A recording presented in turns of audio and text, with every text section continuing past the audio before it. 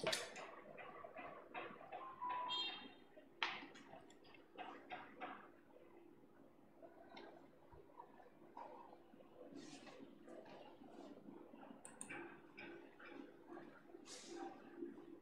আলাইকুম সুপ্রিয় শিক্ষার্থীবৃন্দ, সবাই কেমন আছো? নিশ্চয়ই সবাই দূর দূরান্ত থেকে অনেক অনেক ভালো আছো। আমিও তোমাদের দোয়ায় আল্লাহর রহমতে অনেক ভালো আছি। প্রিয় শিক্ষার্থীবৃন্দ, আবার দীর্ঘ বিরতির পর আইসিটি বিষয় নিয়ে তোমাদের সামনে ক্লাস পরিচালনার সুযোগ পেয়েছি। সেজন্য সর্বপ্রথম কৃতজ্ঞতা প্রকাশ করতে চাই মহান সৃষ্টিকর্তার নিকট, যিনি আমাকে এখন পর্যন্ত সুস্থ রেখেছেন, এবং পাশাপাশি কৃতজ্ঞতা প্রকাশ করতে চাই আমার কলেজের সুযোগ্য অধ্যক্ষ প্রফেসর মোহাম্মদ মাহমুদ করিম মহোদয়ের প্রতি, যার সুচিন্তিত দিক নির্দেশনার মাধ্যমে অত্যন্ত সুন্দরভাবে আমাদের কলেজের অনলাইন ক্লাসগুলো পরিচালিত হয়ে আসছে, এবং আমি আজ আবার তোমাদের সামনে ক্লাস নিয়ে হাজির হওয়ার সুযোগ পেয়েছি।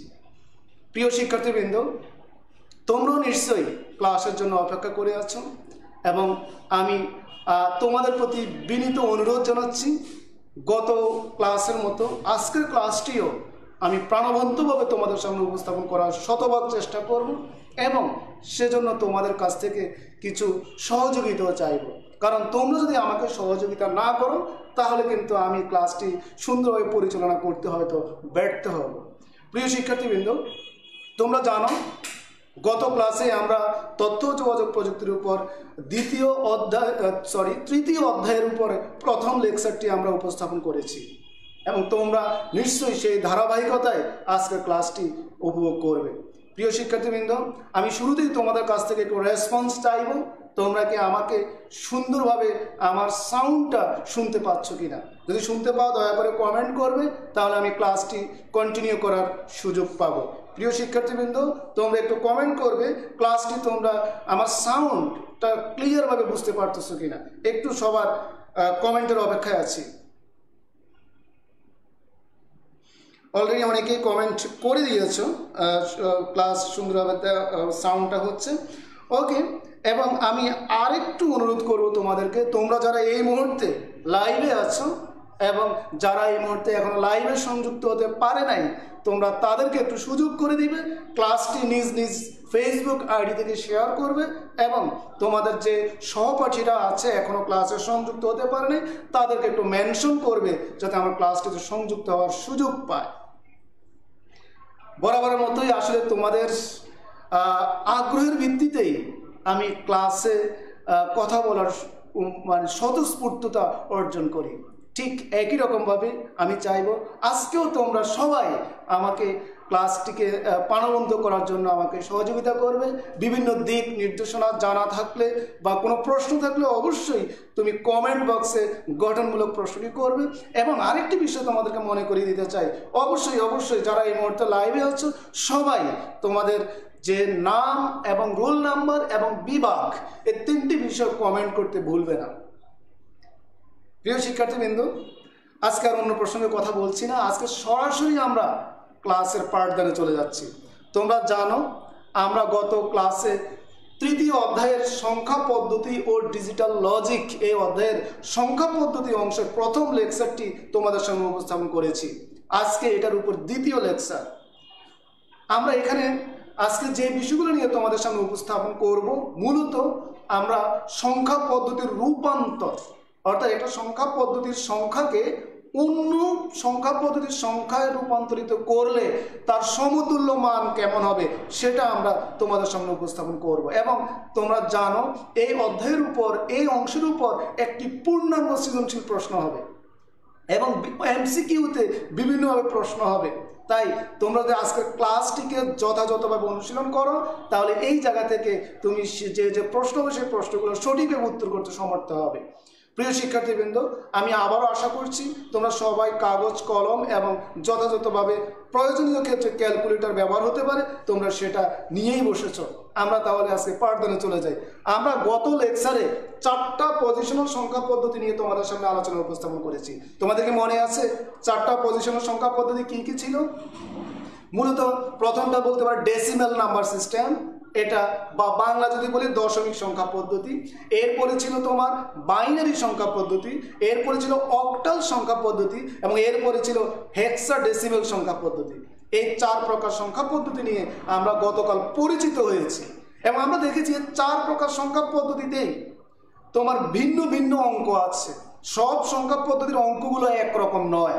আমরা একটু সেই জায়গাতে আবার একটু রিপিট করব, কারণ এই জায়গার উপর কি ধরনের এমসিকিউ কোশ্চেন হবে সেটা আমি তোমাদের সামনে স্যাম্পল আকারে দেখাবো। আমি আশা করব তোমরা সেই বিষয়টা যদি অবগত হও তাহলে এমসিকিউ কি ধরনের প্রশ্ন হবে সেটা তোমরা সহজে অ্যান্সার করতে পারবে। প্রিয় শিক্ষার্থীবৃন্দ, আমরা একটু বোর্ডের কার্যক্রমে যাচ্ছি।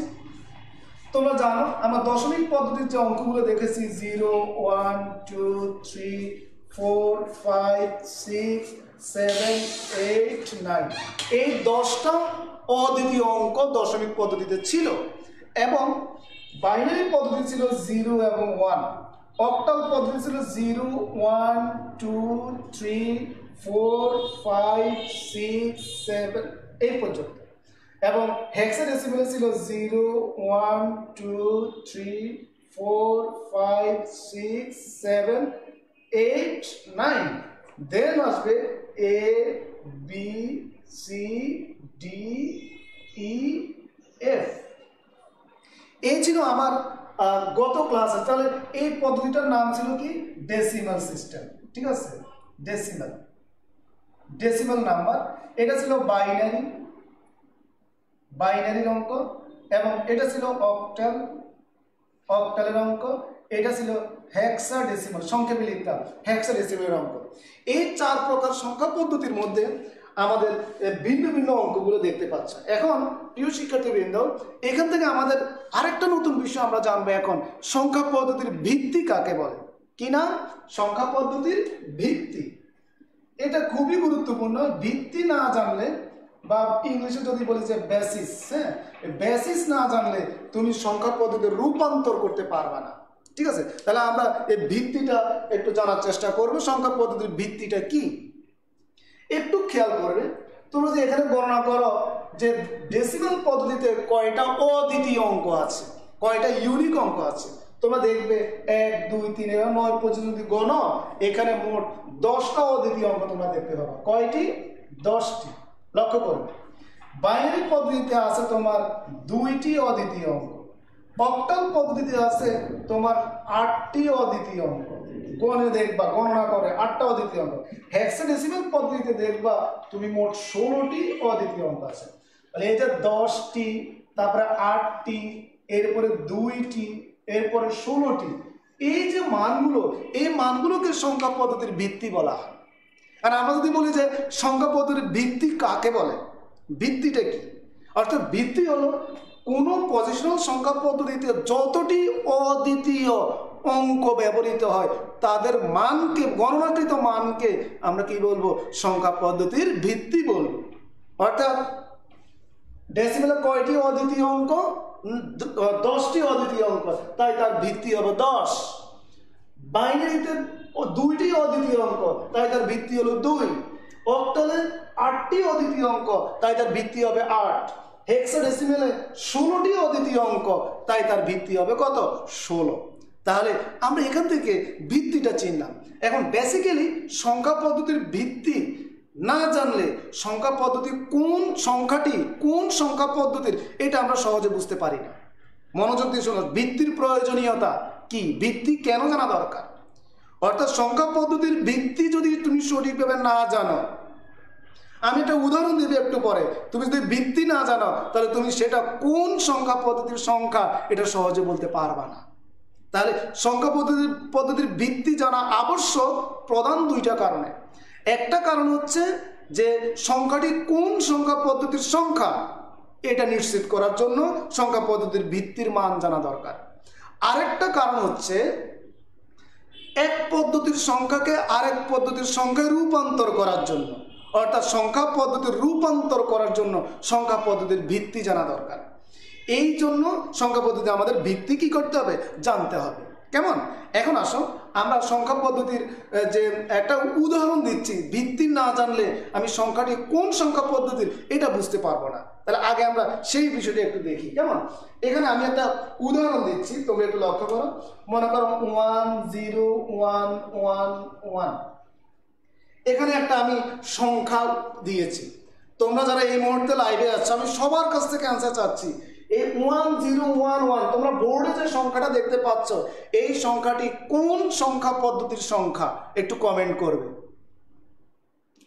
যারা আমাকে শুনতেছো, আমি সবার দৃষ্টি আকর্ষণ করছি, তোমরা দয়া করে এই বোর্ডে যে সংখ্যাটা দেখতে পাচ্ছ, এই সংখ্যাটি কোন সংখ্যা পদ্ধতির সংখ্যা, এটা একটু আমাকে কমেন্টে জানাও। অর্থাৎ কি বাইনারি, কি ডেসিমেল, না বাইনারি, না অক্টাল, না হেক্সাডেসিমেল, কোন পদ্ধতির সংখ্যা, এটা আমাকে একটু যদি জানাও, তাহলে আমি বুঝবো যে আমরা ভিত্তি চিনেছি, বা আমি এতক্ষণ যা বলেছি সেটা আমরা বুঝতে পেরেছি। আমি তোমাদের কমেন্টের অপেক্ষায় আছি। অলরেডি সৈয়দ তামিম আহমেদ কমেন্ট করেছো বাইনারি, আরশিয়া ইসলাম সাদিয়া বাইনারি, সুমাইয়া হাসান ইমু বাইনারি, এরপরে আরেকজন আর এস সাথী রায়হান চৌধুরী বাইনারি বলেছো, তারপরে রিজহান একটা আইডি, যাই হোক কি নাম জানি না, বাইনারি, তারপরে আসিফ যা আসতেছে সবাই বাইনারি বাইনারি বাইনারি বাইনারি। মোটামুটি এই পর্যন্ত আমি যা কমেন্ট দেখতেছি সবাই বাইনারি অ্যান্সার করতেছো, তার মানে আমি ধরে নিচ্ছি আমাদের মেজরিটি সংখ্যক আমরা এই অ্যান্সারটা দিচ্ছি। কি, যে সংখ্যাটি আমরা দেখতে পাচ্ছি এই সংখ্যাটি কোন সংখ্যা পদ্ধতির সংখ্যা? বাইনারি সংখ্যা পদ্ধতির সংখ্যা। ওকে, এবার কমেন্ট লেখা বন্ধ করো, আমি এখন এটা ব্যাখ্যা দিচ্ছি। তোমরা যারা বাইনারি বলেছো সেই ব্যাখ্যাটা দিচ্ছি, কেন আসলে এটা সঠিক অ্যান্সার নয়। যারা বাইনারি অ্যান্সার করেছো এটা সঠিক অ্যান্সার নয়, অর্থাৎ এই সংখ্যাটি বাইনারি পদ্ধতির সংখ্যা হতে পারে, কিন্তু এটাই বাইনারি সংখ্যা এটা আমি বলবো না। কেন? আমি একটা কথা বলেছি। আচ্ছা একটু খেয়াল করো, এখানে যে সংখ্যাটা আছে এই সংখ্যা দুইটা প্রধান অঙ্কের সমন্বয়ে গঠিত হয়েছে। একটা অঙ্ক হচ্ছে 0 আর একটা অঙ্ক হচ্ছে 1। 0 আর 1 সমন্বয়ে এই সংখ্যাটা গঠিত হয়েছে। আমাকে বলো, ডেসিমেল পদ্ধতিতে 0 1 আছে না? ডেসিমেল পদ্ধতিতেও 0 1 আছে, তারপরে বাইনারিতেও 0 1 আছে, অক্টালও 0 1 আছে, হেক্সাডেসিমেলও 0 1 আছে। তাহলে আমরা কেন শুধুই সংখ্যাটিকে বাইনারি বলতেছি? এটা কি কেউ যদি বলে না সংখ্যাটি ডেসিমেল, তারটা কি ভুল হবে? কেউ যদি বলে না সংখ্যাটি অক্টাল, তারটা কি ভুল হবে? কেউ যদি বলে যে হেক্সাডেসিমেল, তারটা কি ভুল হবে? আমার মনে হয় তোমরা যারা আমাকে শুনছো এবং যারা বাইনারি অ্যান্সার করেছো তোমরা তাদের উত্তর পেয়ে গেছো। আসলে এটা ডেসিমেল পদ্ধতির সংখ্যা হতে পারে, এটা বাইনারি পদ্ধতির সংখ্যা হতে পারে, এটা অক্টাল সংখ্যা পদ্ধতির সংখ্যা হতে পারে, এটা হেক্সাডেসিমেল সংখ্যা পদ্ধতির সংখ্যা হতে পারে। তবে আমি নিশ্চিতভাবে বলবো না এটা বাইনারি, নিশ্চিতভাবে বলবো না এটা ডেসিমেল, নিশ্চিতভাবে বলবো না এটা অক্টাল, নিশ্চিতভাবে বলবো না এটা হেক্সাডেসিমেল। কেন আমি নিশ্চিতভাবে বলবো না? কারণ এখানে ভিত্তি উল্লেখ করা নাই। কথা কি বুঝতে পারতেছি? এখানে ভিত্তি উল্লেখ করা নাই। যারা একজন আবার কমেন্ট রিপ্লাই করেছে, সব জায়গায় আছে, সব জায়গায় যা আছে সেখানে কোন প্রেক্ষাপটে আছে আমি জানি না, কিন্তু তুমি আমার অ্যানালাইসিসটুকু বুঝে নাও। তোমাকে যদি পরীক্ষা এমসিকিউতে বা সৃজনশীল এটা দেয় এটা কোন সংখ্যা পদ্ধতির সংখ্যা, তুমি যদি বাইনারি লিখো তোমাকে পূর্ণ নাম্বার দিবে না, ইভেন নাম্বার দিবে না, কারণ এখানে ভিত্তি উল্লেখ নাই। 0 আর 1, তুমি আমাকে একটা বিষয় ক্লিয়ার করো, 0 আর 1 কি শুধু বাইনারিতেই আছে? 0 1 কি ডেসিমেলে নাই? 0 1 কি অক্টালে নাই? 0 1 কি হেক্সাডেসিমেলে নাই? তাহলে কেন আমি শুধু বাইনারিকে বলবো? আমাকে এটা যে কোনো সংখ্যা পদ্ধতি, যে কোনো পজিশনাল সংখ্যা পদ্ধতি এটা হতে পারে। তোমাকে যদি প্রশ্ন করে এটি কোন সংখ্যা পদ্ধতির সংখ্যা, তুমি বলবে যেহেতু এখানে ভিত্তি উল্লেখ করা নাই এবং সংখ্যাটি 0 এবং 1 এর সমন্বয়ে গঠিত, তাই 0 এবং 1 যে কোনো পজিশনাল সংখ্যা পদ্ধতিতে আছে, অর্থাৎ ডেসিমেলও আছে, বাইনারিতেও আছে, অক্টালও আছে, হেক্সাডেসিমেলও আছে, তাই এটি যে কোনো পজিশনাল সংখ্যা পদ্ধতির সংখ্যাই হতে পারে। অনিশ্চিত, কোনটা নিশ্চিত না। এখন আসলে আমি তোমাকে নিশ্চিত করি। নিশ্চিত কিভাবে করবো? ধরো আমি এখানে ভিত্তি দিয়ে দিলাম, এটা 8। এখন 8 ভিত্তি কোন পদ্ধতির? 8 ভিত্তি হচ্ছে অক্টাল সংখ্যা পদ্ধতির। তাহলে এখন তুমি এটাকে কি বাইনারি বলবে? না, এখন এটা কোন পদ্ধতির? অক্টাল সংখ্যা পদ্ধতির। আমি যদি বলি না এটার ভিত্তি 8, এটার ভিত্তি 16, তাহলে এটি কোন পদ্ধতির সংখ্যা? হেক্সাডেসিমেল পদ্ধতির সংখ্যা। আমি যদি বলি না এটি 16 না, এখানে মনে করো 10, তাহলে এটি কোন পদ্ধতির সংখ্যা? ডেসিমাল সংখ্যা পদ্ধতির সংখ্যা। আমি যদি বলি না এটা 2, এই 2 দেওয়ার আগ পর্যন্ত আমি নিশ্চিতভাবে বলতে পারবো না এটা বাইনারি সংখ্যা পদ্ধতি। হ্যাঁ, এখন এটা নিশ্চিত বাইনারি সংখ্যা পদ্ধতি। সুপ্রিয় শিক্ষার্থীবৃন্দ, এই জায়গায় আমাদের যে বুঝার যে জায়গাটা, আমরা যে জায়গায় ভুল করি, আমি আশা করবো তোমরা সেকেন্ড টাইম এই ভুল করবা না। কোনো সংখ্যা দিলেই ফুট করে বলে দেওয়া যাবে না যে এটি ওই পদ্ধতির। আমি এখন, তোমরা কি সবাই বুঝতে পেরেছো প্রিয় শিক্ষার্থীবৃন্দ আমার অ্যানালিসিসটুকু? এখানে যদি ভিত্তি উল্লেখ না থাকে তাহলে আমি নিশ্চিতভাবে বলতে পারবো না এটি কোন পদ্ধতির। যদি ভিত্তি উল্লেখ থাকে তাহলে আমি বলবো এটি কোন পদ্ধতির। কথা কি ক্লিয়ার? প্রিয় শিক্ষার্থীবৃন্দ, তোমরা কি বুঝতে পেরেছো? একটু কমেন্ট করলে আমি ইন্সপিরেশন পাবো এবং আমার ক্লাস নিতে একটু প্রাণবন্ত লাগবে এবং ভালো লাগবে কথা বলতে। যেহেতু আসলে আমার সামনে তোমরা নাই, তোমরা অনেক দূরে দূরে আছো, আমার দৃষ্টিসীমা তোমাদের কাছে যাওয়ার জন্য যথেষ্ট নয়। তাই তোমরা যদি একটু এই ভার্চুয়ালি যদি আমার সাথে কন্ট্যাক্টে থাকো তাহলে আমি বুঝবো যে তুমি আমার সাথেই আছো, আমার মনোযোগ আকৃষ্ট করে আছো এবং তুমি মনোযোগ সহকারে ক্লাসটি অনুশীলন করছো। প্রিয় শিক্ষার্থীবৃন্দ, অলরেডি তোমরা রিপ্লাই করেছো। আমি সবার নাম পড়তেছি না, আজকে অনেকেই লাইভে আছো, সবার নাম পড়তেছি না, এখানে অনেকেই আছো। সবাই এখন আশা করি বুঝতে পেরেছো। যারা বুঝতে পেরেছো কমেন্ট করেছো, যারা করো নাই কমেন্ট আমি ধরে নিব তোমরাও বুঝেছো। তবে একটু কমেন্ট করলে ক্ষতি তো নাই। কি আমার সাথে যদি আমি একটা প্রশ্ন করি তুমি যদি রিপ্লাই করো, এতে কি ক্ষতি আছে? ক্ষতি নাই। তোমার আলাদা এমবি খরচ হবে না, একই এমবি খরচ হবে। তাই কমেন্ট করতে পারো। ওকে, এখন আসো আমরা যদি তোমাকে একটা উদাহরণ দিই, আর একটা উদাহরণ দিই, আমি আশা করি সবাই আমাকে রিপ্লাই দিবে তড়িৎ গতিতে যে আমি এখন যে উদাহরণটা দিব এটি কোন সংখ্যা পদ্ধতির সংখ্যা। আমি এই দিকটা মুছে ফেলি, এখানে উদাহরণটা লিখছি। ধরো আমার মনে তোমরা বুঝতে পারতেছ, আমি ভিত্তি দিলাম না, আমি বললাম এটি কোন সংখ্যা পদ্ধতির সংখ্যা। একটু রিপ্লাই করো প্লিজ।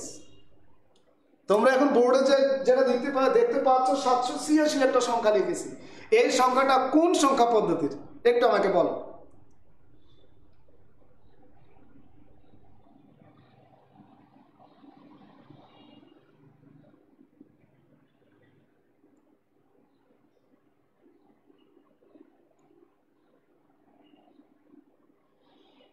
মিস্টার মিজানুর রহমান, তুমি সব সংখ্যা পদ্ধতি। আচ্ছা আমি ব্যাখ্যা দিচ্ছি, তবে এই অ্যান্সারটা সঠিক নয়। সব সংখ্যা পদ্ধতির সংখ্যা এটা হবে না, আমি ব্যাখ্যা দিব।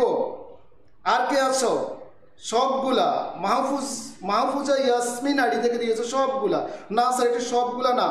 আবার একজন সাদিয়া আক্তার ইমু এইচডি মানে হেক্সাডেসিমাল, এটা শুধু হেক্সাডেসিমাল, এটাও ভুল অ্যান্সার। আর একজন জুয়েল রানা তুমি বলেছো ডেসিমাল, শুধু ডেসিমাল, না এটাও ভুল। হ্যাঁ, মিস্টার আসিফুর রহমান আইডি থেকে আমাকে শুনতে পাচ্ছ নিশ্চয়ই, ডেসিমেল এবং hexadecimal, this is the right answer. আমি তোমাকে কংগ্রেচুলেশন জানাচ্ছি, তুমি সঠিক অ্যান্সার দিয়েছো। হ্যাঁ, এরপরে সোনালী ভৌমিক তুমিও সঠিক অ্যান্সার দিয়েছো। তারপরে মোহাম্মদ মাসুদ আইডি, স্যার আমি তো অ্যান্সার চাই নাই, আমি চেয়েছি এটি কোন সংখ্যা পদ্ধতির সংখ্যা, আপনি অন্য কিছু লিখেছেন। ওকে, তারপর যে কমেন্ট করেছেন সেজন্য আমি আনন্দিত, তোমাকে অসংখ্য ধন্যবাদ। সাদিয়া আফরোজ আইডি, মায়াবী জান্নাত, তোমরা একটা বলেছো হেক্সাডেসিমাল, একটা সংখ্যা পদ্ধতি এটা হবে না। আমি এবার ব্যাখ্যায় যাচ্ছি, আশা করি আরেকটু ক্লিয়ার হয়ে যাবে। তোমরা একটু খেয়াল করো, এই সংখ্যাটা কয়টা অঙ্ক নিয়ে গঠিত? 3টা অঙ্ক, একটা হলো 7, একটা হলো 8 আর একটা হলো 6। আমাকে খুঁজতে হবে এই 3টা অঙ্ক কোন কোন সংখ্যা পদ্ধতিতে আছে।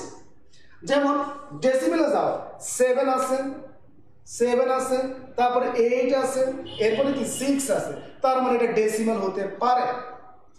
ডেসিমাল এটা হবে, তবে নিশ্চিত না ডেসিমেল হতে পারে। আচ্ছা, বাইনারি 0-1 আছে, এখানে 0-1 নাই, বাইনারি হবে না। বাইনারি পদ্ধতির সংখ্যাটা হতে পারে না, কারণ বাইনারিতে 7, 8, 6 কোনো অঙ্ক নাই।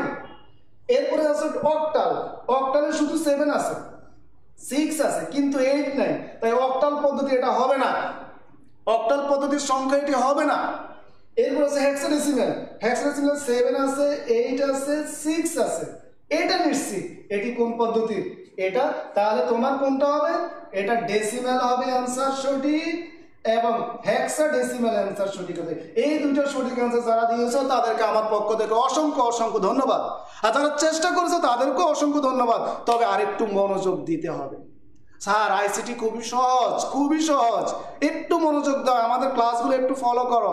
আমি তো চ্যালেঞ্জ করে বলেছি তুমি আমাদের সবগুলো ক্লাস ফলো করো, তোমার প্রাইভেট পড়া লাগবে না, এখান থেকে তুমি শতভাগ ক্লিয়ার হয়ে যেতে পারবে। শুধু আমাদের উপর একটা আস্থা রাখো, আমরা তোমাদেরকে ঠকাবো না, এই আস্থাটা রাখতে হবে। কথা কি বুঝতে পেরেছি? ওকে, তাহলে আমার বিশ্বাস এরকম কোনো এমসিকিউ বা অনুধাবনমূলক প্রশ্ন যদি আসে আমরা সবাই স্বতঃস্ফূর্তভাবে অ্যান্সার করতে পারবো। কি পারবো না? যে একটা সংখ্যা যদি ভিত্তি উল্লেখ না থাকে তাহলে কিন্তু অ্যান্সার করার সময় সতর্কতা অবলম্বন করবে। আর ভিত্তি যদি দিয়ে দেয় ডাজন্ট ম্যাটার, আমি সেটা নিশ্চিতভাবে বলতে পারবো এটি কোন সংখ্যা পদ্ধতির সংখ্যা। প্রিয় শিক্ষার্থীবৃন্দ, আমরা আশা করি সবগুলো এই পর্যন্ত যা বলেছি বুঝতে পেরেছি।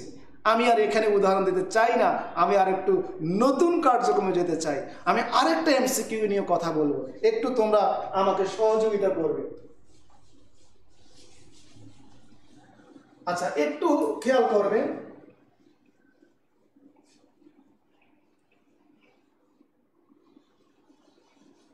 ওকে। আমরা যদি বলি যে দশমিক সংখ্যা পদ্ধতিতে গঠিত প্রথম সংখ্যা কোনটি? প্রথম সংখ্যার অঙ্কের মধ্যে ডিফারেন্স আছে। অঙ্ক হলো একটা প্রতীক বা চিহ্ন যেটা অদ্বিতীয়। যেমন এখানে 0, 1, 2, 3 যা দেখতে পাচ্ছ প্রত্যেকটা সংখ্যা পদ্ধতিতে ইন্ডিভিজুয়ালি এগুলো এক একটা কি অঙ্ক বা ডিজিট, কিন্তু সংখ্যা হচ্ছে 2 বা ততোধিক অঙ্ক মিলিত সংখ্যা হবে। অর্থাৎ যেমন 10 এটা একটা সংখ্যা, 100 এটা একটা সংখ্যা, অর্থাৎ এখানে একাধিক। আমি এখানে উদাহরণ দিয়েছিলাম 786 এটা একটা সংখ্যা, 3টা অঙ্ক আছে। তাহলে ন্যূনতম কয়টা অঙ্ক লাগবে? ন্যূনতম 2টা অঙ্কের সমন্বয় কি গঠিত হবে? সংখ্যা গঠিত হবে। এখন তাহলে আমি যদি বলি যে দশমিক পদ্ধতিতে গঠিত প্রথম সংখ্যা কোনটি? প্রথম সংখ্যা, হ্যাঁ 9 এর পরে কত আসবে? 10, তাহলে প্রথম সংখ্যা হলো 10। এরপরে খেয়াল করো, বাইনারি পদ্ধতিতে গঠিত প্রথম সংখ্যা, 1-এর পরে আর কোনো অঙ্ক নাই, আবার শুরু থেকে আসবে, তার মানে 1-এর পরে কত? 10। অক্টাল পদ্ধতিতে প্রথম সংখ্যা, তার 7-এর পরে আর কোনো অঙ্ক নাই, এখানে 8 নাই, 9 নাই, এগুলো নাই, তার মানে আবার শুরু থেকে আসবে, তাহলে কত? 10। এরপরে লক্ষ্য করো হেক্সাডেসিমাল পদ্ধতিতে এফ এর পরে কত আসবে? 10, তাহলে আর কোনো অঙ্ক নাই, 10। খেয়াল করো, এখন আমরা যে 4টা পজিশনাল সংখ্যা পদ্ধতি তোমাদের সামনে প্রেজেন্ট করেছি, এই 4টা পদ্ধতির মধ্যে দেখো প্রত্যেকটা পদ্ধতির জন্যই গঠিত প্রথম সংখ্যা 10।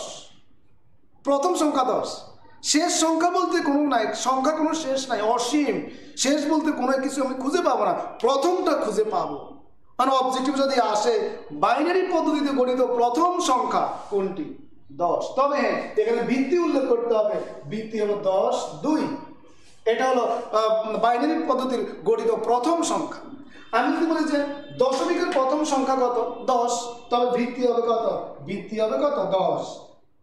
আমি যদি বলি যে অক্টাল পদ্ধতির প্রথম সংখ্যা, তাও কত? 10, তবে ভিত্তি হবে কত? 8। আমি যদি বলি যে হেক্সাডেসিমালের প্রথম সংখ্যা কত, তাও কত? 10, ভিত্তি হবে কত? 16। লক্ষ্য করো, এই যে 4 পদ্ধতির সংখ্যা আমরা দেখিয়েছি, 4 পদ্ধতির প্রত্যেকটিতে গঠিত প্রথম সংখ্যা কত হবে? 10 হবে। তবে এখানে প্রত্যেক 10-এর মান কিন্তু এক হবে না, প্রত্যেক 10-এর মান কিন্তু ভিন্ন ভিন্ন হবে। কারণ এখানে এই 10-এর মান আর এই 10-এর মান, এই 10-এর মান কিংবা হেক্সাডেসিমালের 10-এর মান কখনো সমান হবে না। এখানে মানগত যদি বিবেচনা করি, সবচেয়ে বড় মান হচ্ছে 10, হেক্সাডেসিমালের মানের 10 যদি দশমিকের সাথে কম্পেয়ার করি। তো সেই প্রসঙ্গে আমি যাচ্ছি না। তাহলে আমরা এখান থেকে যদি এই অবজেক্টিভটা আসে যে কোন পদ্ধতির, মানে পদ্ধতি বলে দিল যে কোন পদ্ধতিতে গঠিত প্রথম সংখ্যাটি কত, আশা করি আমরা সবাই অ্যান্সার করতে পারবো তো? পারলে সবাই একটা লাইক কমেন্ট দাও না, কি দেওয়া যাবে? আশা করি দিচ্ছে অনেকেই। ওকে, এখন আসো আমরা এখান থেকে আরো কিছু খুঁটিনাটি এমসিকিউ নিয়ে কথা বলি। ধরো তোমাকে যদি বলা হয়, ছোটবেলা থেকে আমরা শিখে এসেছি যে বাইনারি সংখ্যা পদ্ধতিতে, বাইনারি ছোটবেলা আমরা শিখছি দশমিক সংখ্যা পদ্ধতিতে মনে করো 99-এর পরে কত? সবাই বলবে 100, তাই না? 99, 100। আচ্ছা, কেন? কারণ 9-এর পরে আর কোনো অঙ্ক নাই, সর্বোচ্চ 2টা বড় অঙ্ক ব্যবহার হয়ে গেছে, এরপরে আবার শুরু থেকে আসবে, হিসেবে এটাই। আমি যদি বলি যে অক্টাল সংখ্যা পদ্ধতিতে 77 এর পরের সংখ্যাটি কত? অক্টাল সংখ্যা পদ্ধতিতে 77-এর পরের মান কত? দেখি কে কে পারবা, একটু অ্যান্সার লেখো তো। অক্টাল পদ্ধতিতে 77-এর পরের মান কত? আমি হিন্টস দিয়ে দিচ্ছি, দশমিকে যদি 99-এর পরে 100 হয় তাহলে 77-এ মানে অক্টাল পদ্ধতিতে 77-এর পরে কত হবে? অ্যান্সার চাই।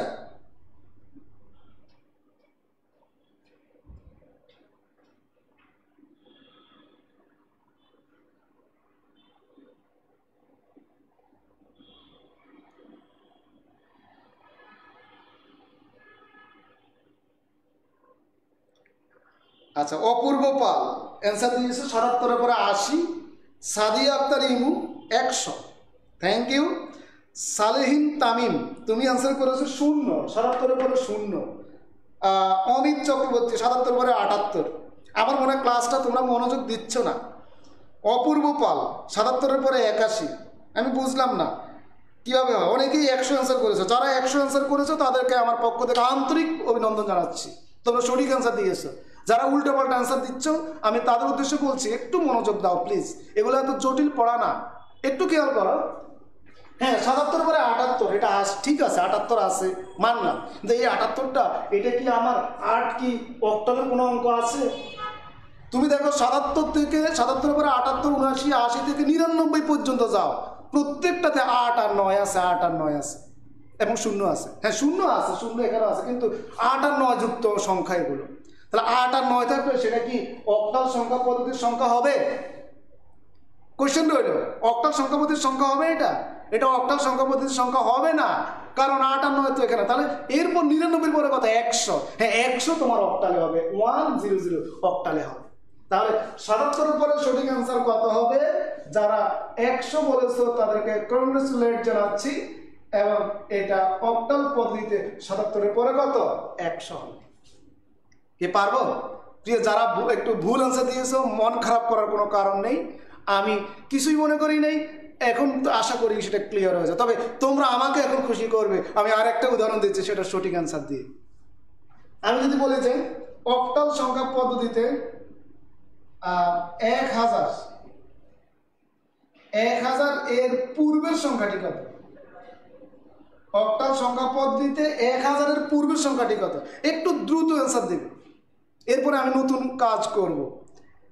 দেখতে পাচ্ছ, অক্টাল সংখ্যা পদ্ধতিতে তোমার 1000 এর পূর্বের সংখ্যাটি কত? 1000 এর পূর্বের সংখ্যা।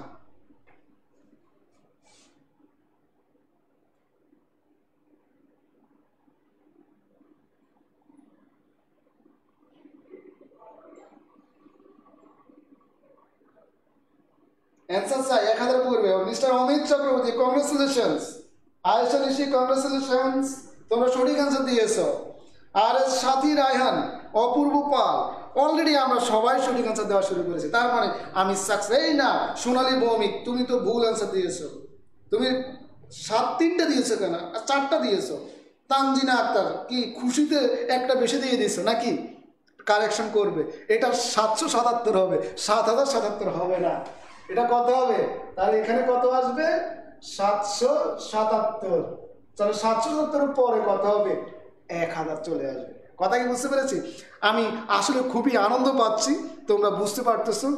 আসলে দূরে থেকে বোঝানো টাফ, কিন্তু তারপরেও তোমরা আমার সাথে মনোযোগ দিচ্ছ, এই জন্য আসলে আমি কৃতজ্ঞ।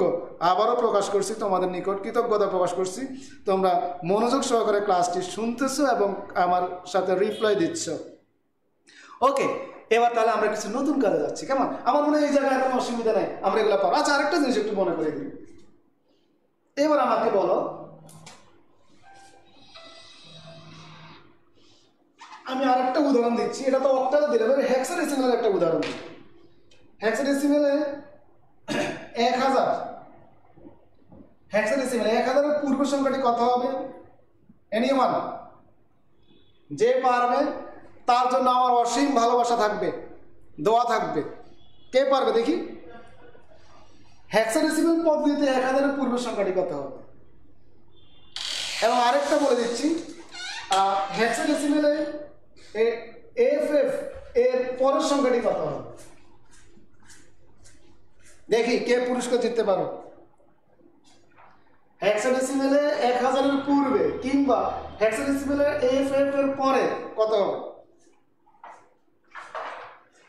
অ্যান্সার দিচ্ছ আয়েশা, নিশি, ইশরাত, অনিবা, সামিয়া জাহান, কিন্তু সঠিক অ্যান্সার না এগুলো, তাই আমি এগুলো পড়ছি না। এগুলো সঠিক অ্যান্সার না, আমার মনে বুঝার মধ্যে একটু ভুল আছে, আমরা আবার একটু তাহলে কথা বলতে হবে।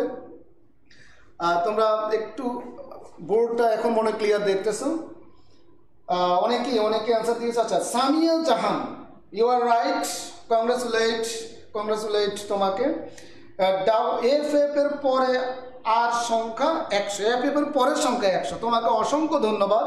এটা 100, এটা সঠিক, কারণ হেক্সাডেসিমাল পদ্ধতি।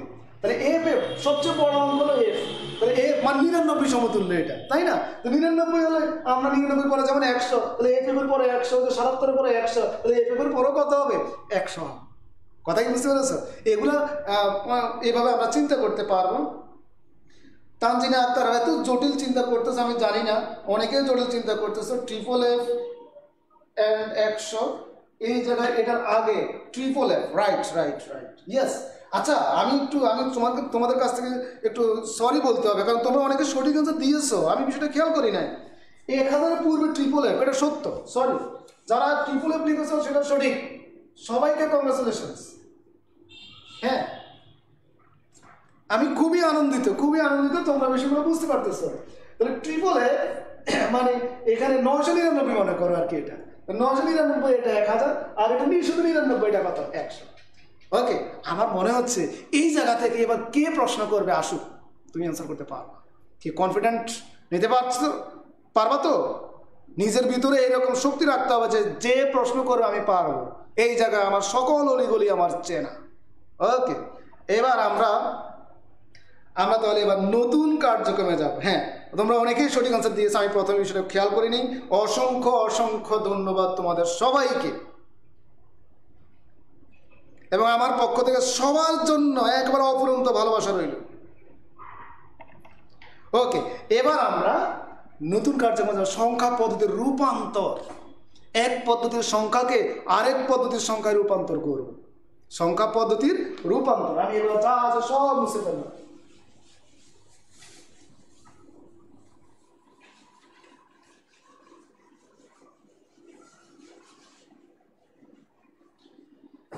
ক্লাসটা কি বোরিং লাগতেছে না এনজয় করতেছ?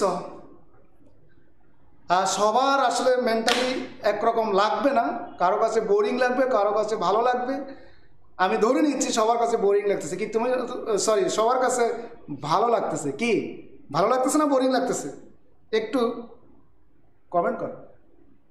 এই ফাঁকে আমি কিছু কাজ করি, কেমন?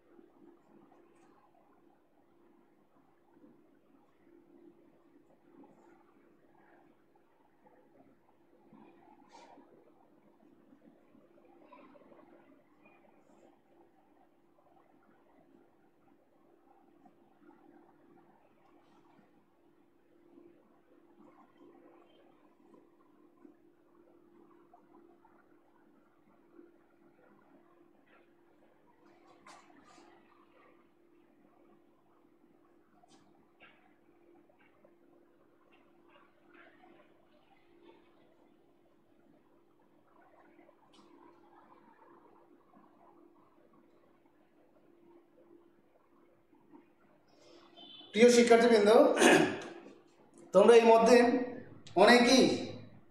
অনেকেই পজিটিভ কমেন্ট করেছো। তো কেউ যদি খারাপ বলতে তাও ভালো লাগতো, কারণ আমারও তো ভুল ত্রুটি হতে পারে।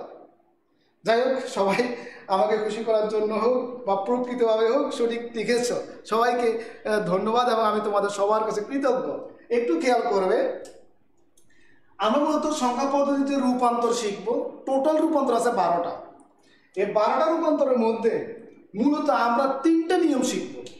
3 নিয়মে 12টা হয়ে যাবে, একেবারে কমন। 12 নিয়ম শিখা লাগবে না, 3 নিয়মে হবে। যেমন দশমিক, প্রথম যেটা দেখতে পাচ্ছ, দশমিক পদ্ধতি থেকে বাইনারিতে যাওয়ার নিয়মটা যদি আমি জানি, একই নিয়মে অক্টালে যেতে পারবো, একই নিয়মে হেক্সাডেসিমালে যেতে পারবো। দশমিক থেকে আবার যে কোনো পদ্ধতি থেকে দশমিকে আসা একটা নিয়ম। আর এখানে যে জোড়া 3 জোড়া দেখতে পাচ্ছি, 3 জোড়ার জন্য একটা নিয়ম। তাহলে মূলত আমার নিয়ম হচ্ছে কয়টা? 3টা। এই 3টে নিয়ম যদি আমরা জানি, তাহলে সংখ্যা পদ্ধতির রূপান্তরে আমাদেরকে কেউ ঠেকাতে পারবে না, কেউ না। সংখ্যা পদ্ধতির রূপান্তরের জন্য আমাদেরকে যেটা কাজটা করতে হবে সেটা হলো আমরা 3টা প্রধান নিয়ম শিখবো। একটা হলো দশমিক থেকে বাইনারিতে যাব, একটা হলো দশমিক থেকে অক্টালে যাব, একটা হলো দশমিক থেকে হেক্সাডেসিমালে যাব। এখানে মূলত একটা নিয়ম শিখতে আমরা 3টা করতে পারবো। আবার আরেকটা হবে যে কোনো সংখ্যা পদ্ধতি থেকে দশমিকে আসা। এই মোট 6টা নিয়ম হয়ে যায়। এই 6টা পরিবর্তন হয়ে যায়, এবং এই 6টা পরিবর্তনের জন্য আমার নিয়ম হচ্ছে কয়টা? 2টা। আর এরপরে হচ্ছে তোমার বাকি যে 6টা থাকে, সেই 6টার জন্য একটা নিয়ম। তা আমার বিশ্বাস, আমি যদি ধারাবাহিকভাবে তোমাদের এই ক্লাসগুলো নিতে পারি এবং সময় সুযোগ হয়, ইনশাল্লাহ আমরা এই ক্লাসগুলো থেকে এই রূপান্তর নিয়ে যত অসুবিধা আছে সেটা আমরা সমাধান করে ফেলতে পারবো। আমার বিশ্বাস তোমরা সবাই আমার সাথে থাকবে, এবং আমরা আজকে দশমিক থেকে বাইনারি কিংবা অক্টাল কিংবা হেক্সাডেসিমাল এইখানে যাওয়ার যে নিয়মগুলো, সেই নিয়মগুলো আজকে একটু উপস্থাপন করব, এবং কীভাবে হয় এটা একটা উদাহরণ দেব। সময়ের কি অবস্থা? একটু সময় দিবে, যদি একটু বেশি সময় লাগে একটু নিব, কিন্তু কাজটা করি কেমন। এখন আসো, একটা দশমিক সংখ্যা 2 রকম হতে পারে। একটা হতে পারে শুধু পূর্ণ অংশ, একটা হতে পারে ভগ্নাংশ। যেমন আমি একটা উদাহরণ দেব, মনে করো 1895। এখন এটা আমি যদি বলি যে 5.78, ঠিক আছে, এটা আমি একটা দশমিক পদ্ধতির সংখ্যা দিলাম, 10 ভিত্তি 10 দিলাম। এখন এটা কোন পদ্ধতির সংখ্যা? এটা দশমিক পদ্ধতির সংখ্যা। এখন এই সংখ্যাটাকে আমি যদি মনে করো বাইনারিতে যাই, অক্টালে যাই, হেক্সাডেসিমালে যাই, আমি যেতে পারবো। তবে এই সংখ্যার মধ্যে 2টা অংশ আছে। তোমরা হয়তো দেখতে পাচ্ছ, একটা অংশ হচ্ছে এটা হচ্ছে তোমার কি? পূর্ণ অংশ। কি নাম এটা? পূর্ণ অংশ। আর আরেকটা হচ্ছে এই অংশটা, এটা হচ্ছে ভগ্নাংশ। কি অংশ? ভগ্নাংশ। তাহলে এক্ষেত্রে আমাকে একটু হিসাব করতে হবে, পূর্ণ অংশের জন্য একটা নিয়ম আর ভগ্নাংশের জন্য আরেকটা নিয়ম। তাহলে আমরা আজকে শুরুতেই পূর্ণ অংশের কার্যক্রমটা একটু শুরু করি। কিভাবে পূর্ণ অংশের জন্য আমরা অক্টাল থেকে দশমিক থেকে অন্য যে কোনো পদ্ধতিতে আমরা যেতে পারব। এখানে বেসিক্যালি 3টে নিয়ম আমি আমার মতো বলছি, বোঝার জন্য তোমাদের সহজ হবে। আমি একটু সেই বিষয়গুলোকে একটু তোমাদের সামনে উপস্থাপন করছি, একটু লক্ষ্য করবে।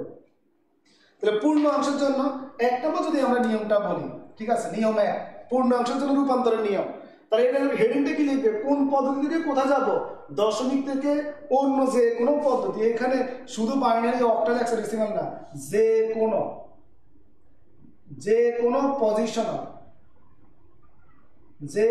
পজিশনাল পদ্ধতি, ঠিক আছে। তাহলে দশমিক পদ্ধতি থেকে যে কোনো পজিশনাল পদ্ধতিতে রূপান্তরের যে নিয়ম, সেটা আমরা এখন আলোচনা করতেছি, কেমন। তো এক্ষেত্রে আমাদের বলি যে প্রদত্ত, আমি একটু লিখে দিচ্ছি, প্রদত্ত সংখ্যাটিকে যে পদ্ধতির সংখ্যায় রূপান্তর করতে হবে তার ভিত্তি দিয়ে পর্যায়ক্রমে ভাগ করতে হবে এবং প্রতি ক্ষেত্রে ভাগ শেষ সংরক্ষণ করতে হবে, সংরক্ষণ করতে হবে। প্রিয় শিক্ষার্থীবৃন্দ, এই লাইনটা আমি একটু তোমাদেরকে বুঝিয়ে দিচ্ছি। প্রদত্ত সংখ্যা, মনে করো আমার এই সংখ্যাটা, আমি পূর্ণ অংশ নিয়ে কাজ করব, তাহলে আমি এটাকে পূর্ণ অংশটাই রাখি, ঠিক আছে, এতটুকু রাখলাম। তাহলে 1895 এই সংখ্যাটা, এটা মনে করো কোন পদ্ধতির সংখ্যা? দশমিক পদ্ধতির সংখ্যা। হ্যাঁ, তাহলে এটাকে আমরা মনে করো যখন বাইনারিতে রূপান্তর, প্রদত্ত সংখ্যাটিকে যে পদ্ধতির সংখ্যায় রূপান্তর করতে হবে, মনে করো তুমি যদি বাইনারিতে রূপান্তর করো, তাহলে বাইনারির ভিত্তি কত তোমরা জানো? বাইনারির ভিত্তি কত? 2। তাহলে এই সংখ্যাটাকে 2 দ্বারা পর্যায়ক্রমে ভাগ করতে হবে, একটু পরে দেখাবো। 2 দ্বারা পর্যায়ক্রমে ভাগ করতে হবে এবং প্রতি শেষে ভাগ শেষকে কি করতে হবে? সংরক্ষণ করতে হবে। আমি এটা একটু দেখিয়ে দিচ্ছি তোমাদের এইদিকে, এটা কিভাবে হচ্ছে। তাহলে সংখ্যাটা হচ্ছে মনে করো 1800, আমরা নিচ্ছি 1895। হ্যাঁ, এটাকে আমরা পর্যায়ক্রমে ভাগ, ছোটবেলায় আমরা যেভাবে ভাগ করেছি সেরকম ভাবে না, একটু ভিন্ন ফরম্যাটে, তবে কার্যক্রমে একই। এটাকে আমরা মনে করো বাইনারিতে নিব, তাহলে আমরা পর্যায়ক্রমে এটাকে 2 দ্বারা ভাগ করবো। যদি অক্টালে নিই, পর্যায়ক্রমে আমি কত দ্বারা ভাগ করবো? 8 দ্বারা। যদি হেক্সাডেসিমালে নিই, পর্যায়ক্রমে কত দ্বারা? 16 দ্বারা ভাগ করবো, ঠিক আছে। তা আমি একটু বড়টাই করি, 16 দিয়ে আমি এটাকে ভাগ করতে চাচ্ছি। তোমরা হয়তো ক্যালকুলেটর বা যে হোক এটা করে দেখবে। 16 দিয়ে প্রথমে ভাগ করলে এটার ভাগফল হয় তোমার 118, ভাগফল হবে 118। আর অবশিষ্ট যেটা থাকবে, অবশিষ্টটা হলো তোমার 7। আচ্ছা, এটা একটু আমি বুঝিয়ে দিচ্ছি। তোমার হাতে যদি ক্যালকুলেটর থাকে তুমি একটু ট্রাই করতে পারো। তুমি যদি ক্যালকুলেটরে এই 1895-কে 16 দ্বারা ভাগ করো, তাহলে যেটা আসবে, 1895-কে 16 দ্বারা ভাগ করলে 118.4375 এটা আসবে। 118.4375 খেয়াল করো, এই রেজাল্টটা আসবে তোমার ক্যালকুলেটরের স্ক্রিনে। এখন আমাদের এই পূর্ণ যে মানটা, পূর্ণ মানটা হলো কত? 118। এটা হলো ভাগফল, এটা আমরা এখানে লিখবো। কিন্তু এই যে ভগ্নাংশ, দশমিকের পরের যে মানটা আছে, এই মানটা কি আমরা এখানে তো এটা লিখি না, আমরা লিখছি কত? 7।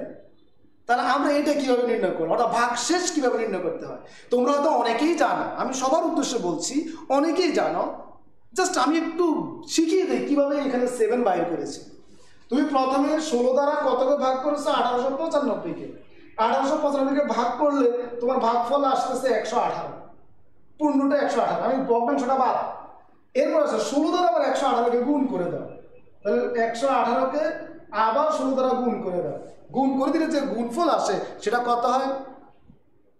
গুণফল হয় তোমার 1888। আমার আগে ছিল কত? 1895। 1895 থেকে 1888 বিয়োগ করো, বিয়োগ করলে কত থাকে? 7। কথা কি বুঝতে পেরেছ? তাহলে আমার এটা হলো অবশিষ্ট।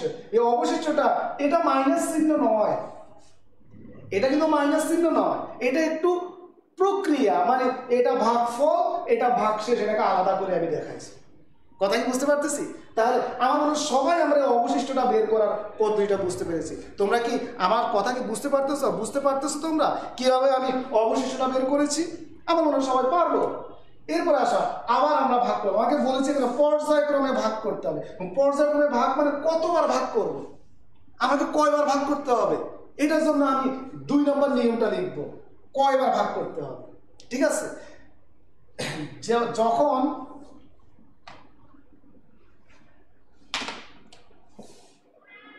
যখন ভাজক এর চেয়ে ভাজ্য ছোট হবে, তখন আর একবার, আর মাত্র একবার ভাগ করতে হবে, ভাগ করতে হবে। এবং প্রতি ক্ষেত্রে এবং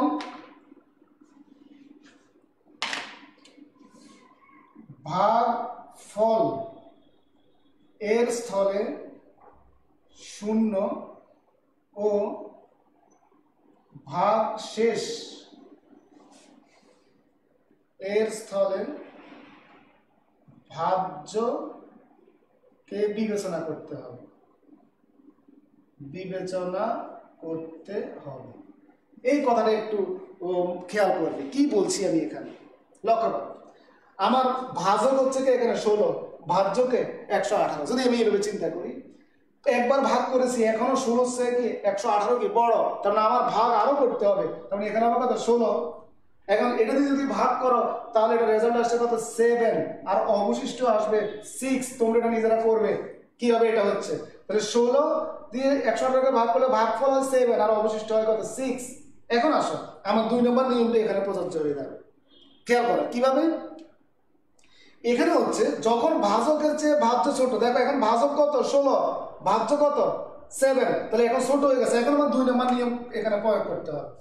ঠিক আছে, তার মানে এখানে আর কয়বার ভাগ করতে হবে, একবার। তাহলে আমি একবার ভাগ করি, একবার ভাগ করতেছি, হ্যাঁ একবার ভাগ করতেছি। এখন কি বলছে, আর মাত্র একবার ভাগ করতে হবে, একবার প্রসেস করলাম। ভাগফলের স্থলে 0, তাহলে ভাগফল এই জায়গায় 0, এবং ভাগ শেষের স্থলে ভাজককে বিবেচনা করতে হবে। ভাজক কত ছিল 7, সরি ভুল বলে, ভাজ্যকে, ভাগফল স্থলে ভাজ্যকে বিবেচনা করতে হবে। ভাজ্য ছিল কত 7 এখানে চলে আসে। আমার ভাগ প্রক্রিয়া শেষ। প্রিয় শিক্ষার্থীবৃন্দ, কথাটা কি বুঝতে পারতেছ? তাহলে এই যে 2টা নিয়ম করেছে, 2টা নিয়ম এখানে প্রয়োগ করেছি। আর একটা নিয়ম আছে, ভাগ শেষ আর একটা নিয়ম আছে, সেটার জন্য আমি 1 নম্বর নিয়মটা একটু মুছে ফেলি, এই দিক দিয়ে লেখার চেষ্টা করি, তাহলে তোমরা বুঝবে। ঠিক আছে, 1 নম্বর নিয়ম, এটা 3 নম্বর নিয়ম। অতঃপর সংরক্ষিত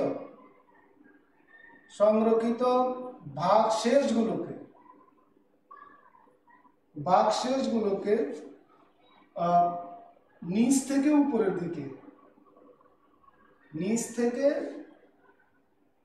উপরের দিকে পর্যায়ক্রমে লিখতে হবে। তার মানে আমার ভাগ শেষ, তাহলে সংরক্ষিত ভাগফল আমার কোনগুলো, সংরক্ষিত ভাগফল হলো, মানে ভাগ শেষ হলো আমার এগুলো 7, 6, 7। এখন এটা অ্যান্সার লিখতে হবে নিচ থেকে উপরের দিকে। কোন দিকে, নিচ থেকে উপরের দিকে। তাহলে আমরা নিচ থেকে উপরের দিকে যদি করি, আমরা করি, তাহলে সেক্ষেত্রে আমরা উপরের দিকে এভাবে দেবো।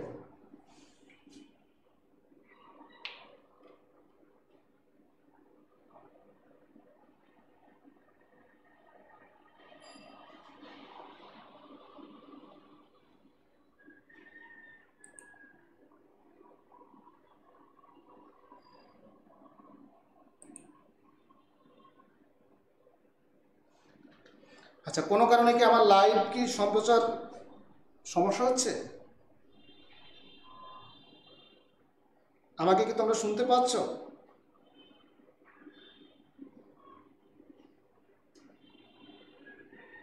প্রিয় শিক্ষার্থীবৃন্দ,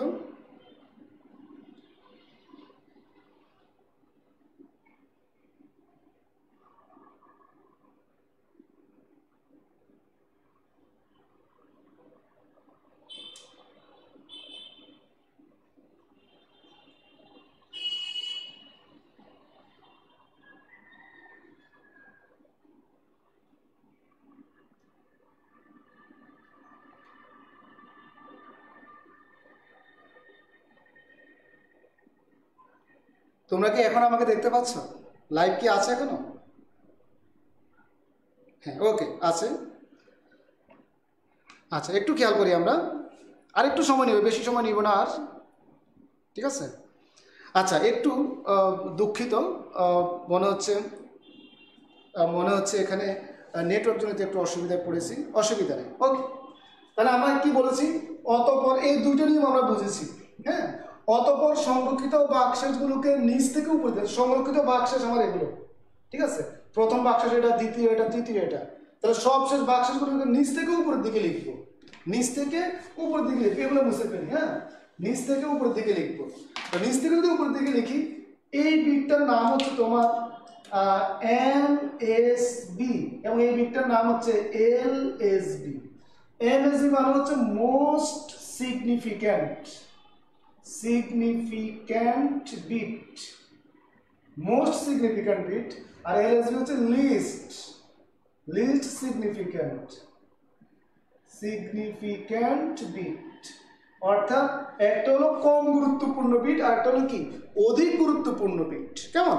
তো সেই হিসেব অনুযায়ী আমরা যদি এখন এখানে অ্যান্সারটা লিখতে চাই, তাহলে সুতরাং আমার যে প্রশ্নটা সেটা ছিল কত 1895, এটা 10 ভিত্তিক সংখ্যা পদ্ধতিতে ছিল। কেমন? এখন এটা অ্যান্সারটা হবে কত 767। এটা কত দ্বারা ভাগ করেছে 16 দ্বারা, তার মানে 16 ভিত্তিক সংখ্যা পদ্ধতিতে চলে গেছে। কথা কি বুঝতে পেরেছি? তাহলে দশমিকে 1895 এই সংখ্যাটা যে মান বহন করে, হেক্সাডেসিমেলে 786 এই সংখ্যাটা একই মান বহন করে। ক্লিয়ার প্রিয় শিক্ষার্থীবৃন্দ? তাহলে এটা এই নিয়মগুলো অনুসরণ করে তুমি এই সংখ্যাটাকে হোমওয়ার্ক হিসেবে ব্যবহার করতে পারবে।